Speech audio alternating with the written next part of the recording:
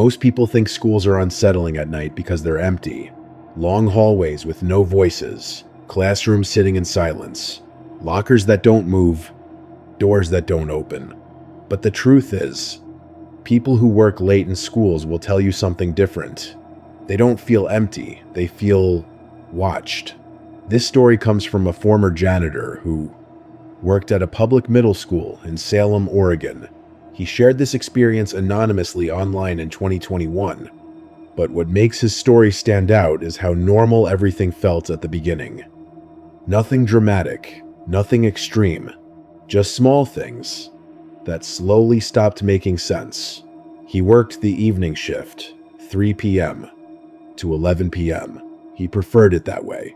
Less interaction, fewer distractions, and honestly, better pay for the hours. By the time he started cleaning classrooms, the school was already winding down. Teachers leaving, students gone, hallways getting quieter with each passing minute. By 6 p.m., the building was supposed to be completely empty, and the school enforced that rule seriously.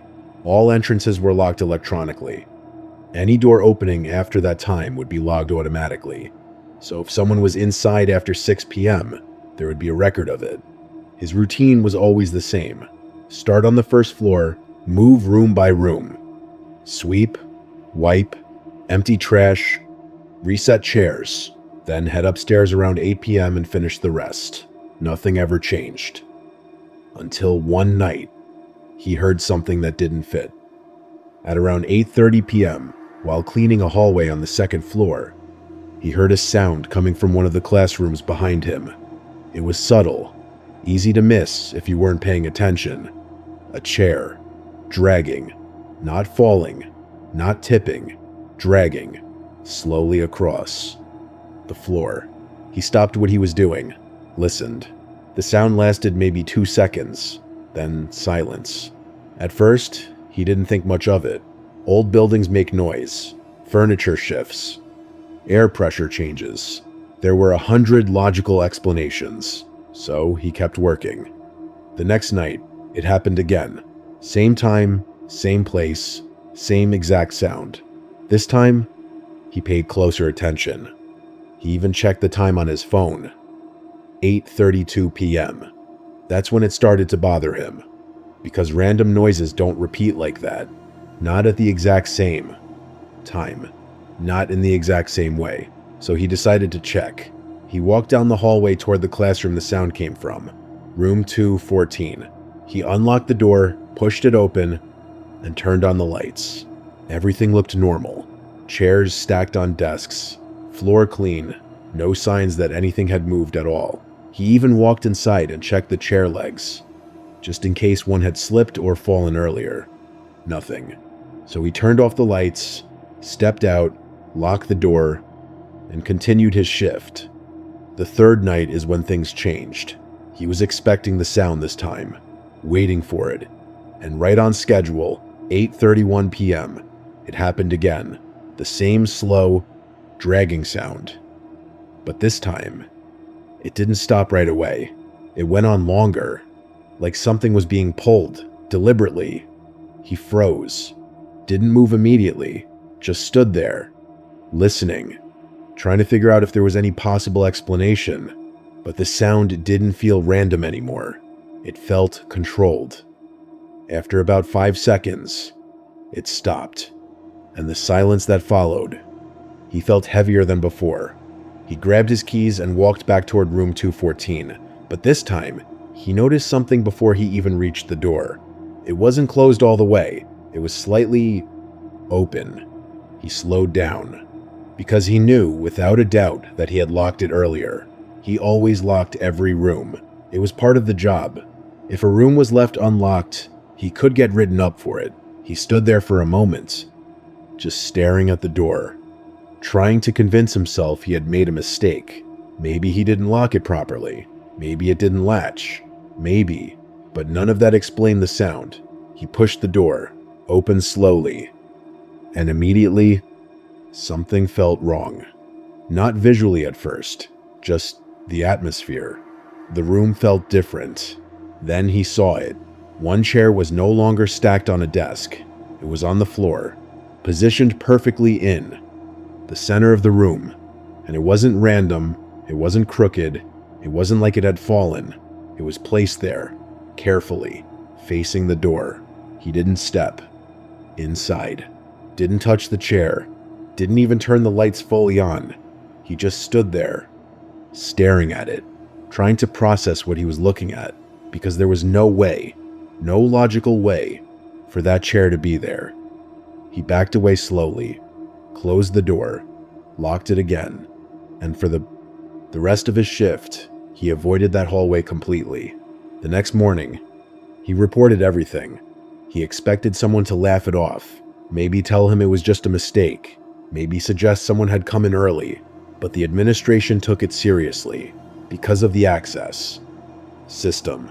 They checked the logs, every door, every entry point, every timestamp. No one had entered the building after 6 p.m. No doors had been opened. No alarms triggered. No unusual activity. According to the system, no one was there, except him. For a few days, nothing happened. No sounds. No movement. Room 214 stayed normal.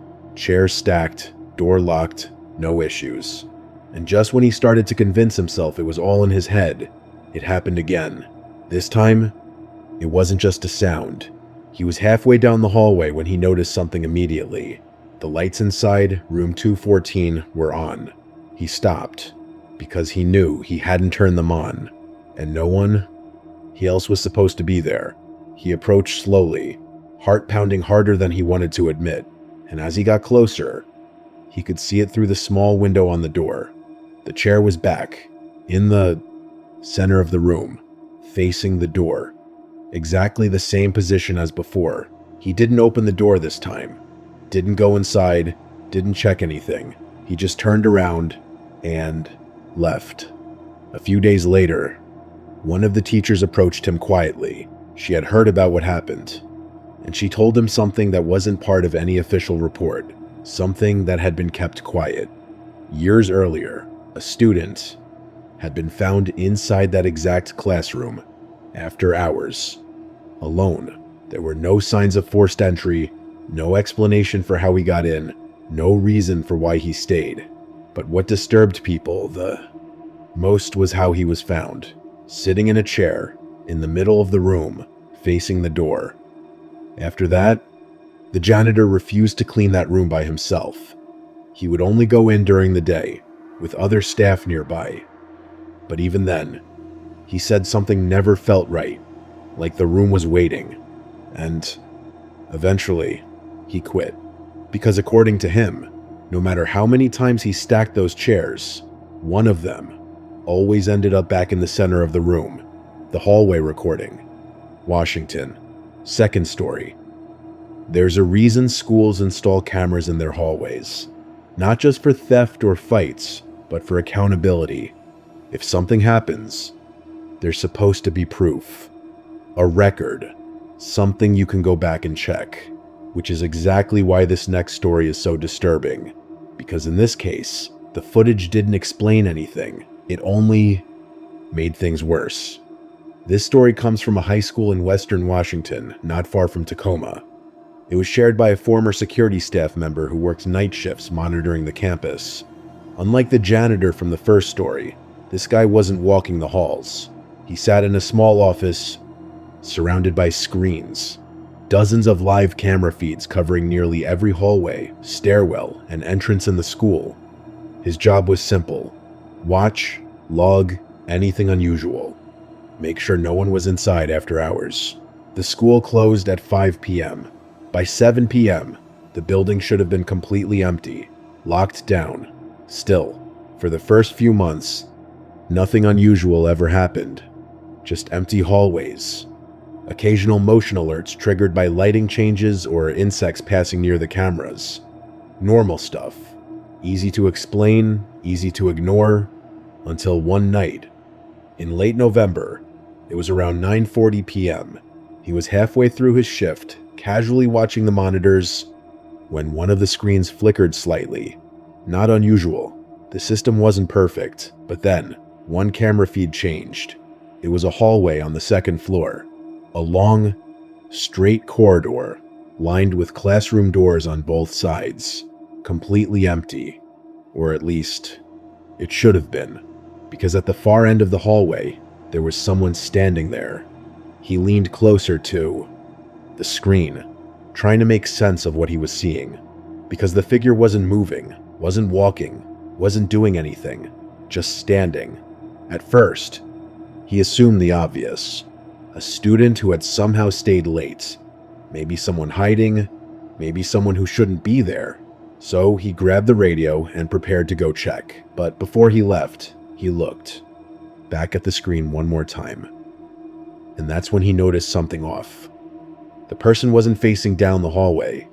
They were facing the camera, and they hadn't moved. Not even slightly. He watched for a few more seconds. Still nothing. No shifting weight, no turning, no sign of normal human movement. Just standing there, completely still. At this point, it started to feel wrong.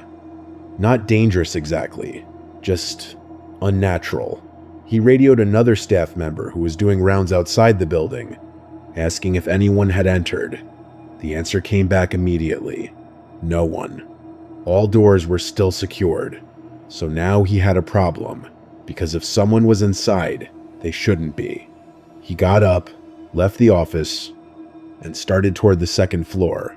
The walk there felt longer than usual, every step echoing more than it should, the kind of silence that makes you hyper-aware of every sound you make. When he reached the hallway, it was empty. No one at the end, no movement, nothing. He walked the full length of it, checked the classrooms, checked the stairwell, even looked into the bathrooms. No one. At this point, the logical explanation was simple. Camera glitch, a reflection, maybe even a shadow that looked like a person. So he went back to the office to review the footage. And that's when things stopped making sense. He rewound the recording to the moment he first saw the figure, pressed play. The hallway appeared on screen, empty, still. Then, without any transition, the figure was just there, not walking into frame, not appearing gradually, just suddenly present, standing in the exact same spot he had seen earlier. He paused the video, zoomed in. The quality wasn't perfect, but it was clear enough to see details. It looked like a student, wearing what seemed to be a hoodie, head slightly tilted downward, but the face wasn't visible. Not because of shadows, not because of lighting. It just didn't resolve properly, like the camera couldn't capture it. He kept watching, hoping to see the person move, walk away, do something that made sense, but they didn't. For nearly 2 full minutes, the figure stood there, perfectly still. Then, at 9:42 p.m., it disappeared. Not by walking away, not by turning. It was just gone. One frame it was there. The next frame, empty hallway. He replayed it again and again, trying to find something he missed. A shadow shift, a lighting, change, anything. But every time, it was the same. Appears, stands still, disappears, no explanation. The next day, he reported it to administration. They reviewed the footage themselves, checked system logs, looked for any signs of tampering, nothing. And then someone brought up something that made the situation worse. About 5 years earlier, there had been an incident at that school. A student had stayed late for an after-school activity, but never made it home. They were eventually found inside the Finn building, in a second-floor hallway, standing, unresponsive, facing straight ahead, and, according to the report, when staff first saw him, he didn't react at all, didn't move, didn't speak, just stood there, in the exact same area where the camera captured that figure. After that night, the security staff member said he never looked at that camera the same way again, because every time it came up on screen, he couldn't shake the feeling that something might be standing there again. And this but I'd not disappear. Story 3. The call from inside California. By the time this happened, everyone thought the building was empty. This story comes from a substitute teacher who was dead, working late at an elementary school in Northern California. It was shared in a local discussion thread in 2022, and what makes it disturbing isn't what was seen, it's what was heard. She had stayed after school to finish grading. Nothing unusual. Teachers do it all the time. By 6:15 p.m., the campus was quiet. Office staff gone, students gone. Most of the lights already off. Just her classroom and a few hallway lights still on timers. At around 6:30 p.m., she started packing up. That's when she heard it. A phone ringing. Not her phone, not a cell phone, a landline. It was coming from down the hallway. At first, she ignored it. Figured someone left a classroom phone off the hook or something. But it didn't stop. It kept ringing. Consistent. Steady. Almost insistent. After about a minute, it started to feel wrong, because no one should have been there to call. So she stepped out into the hallway and followed the sound. It was coming from another classroom, one she hadn't used before. The door was closed, lights off, but inside, the phone was still ringing. She hesitated for a second, then opened the door. The room was dark, completely empty. The phone sat on the teacher's desk, still ringing. After a few seconds, she walked over and picked it up, and the moment she did, the ringing stopped.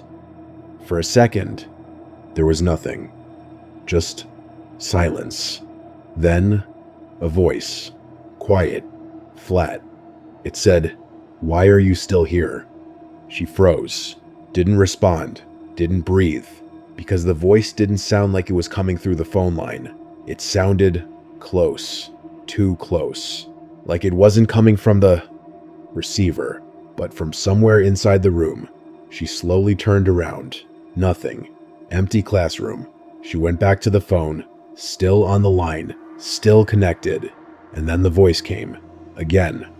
This time, slightly clearer. "You shouldn't be here." She hung up, immediately, grabbed her things, and left the building without turning the lights off. The next day, and she reported it. Assuming maybe someone had accessed the phone system, maybe a prank, maybe some kind of technical issue, so the school checked. No outgoing calls logged, no incoming calls recorded, no system activity at that time. And here's what made it worse. That classroom phone had been disconnected months earlier after a previous incident.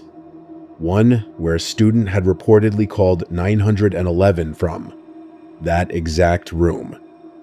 After hours, claiming someone else was inside with them, but when police arrived, the room was empty. No student, no caller, no one. Since then, no one liked staying late near that hallway. Because every now and then, after the building emptied out, people said they could still hear it.